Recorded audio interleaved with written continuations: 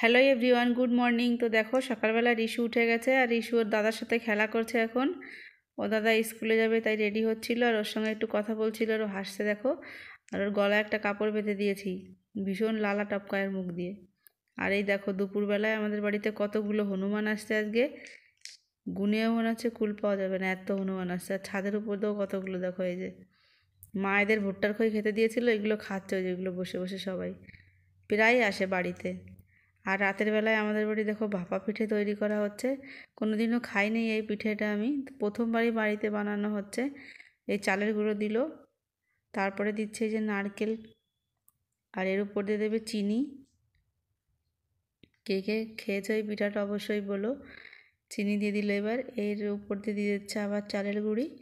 এবার এটাকে চেপে চেপে একটা হাঁড়িতে জল গরম বসিয়েছে আর হাঁড়ির মুখে একটা কাপড় বেঁধে দিয়েছে।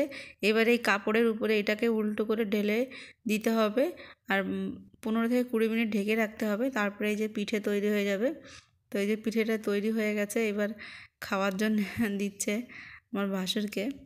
দিদি বলছিল একদিন গুড় দিয়ে বানাবে, যেদিন গুড় দিয়ে বানাবো সেদিন অবশ্যই শেয়ার করবো আপনাদের।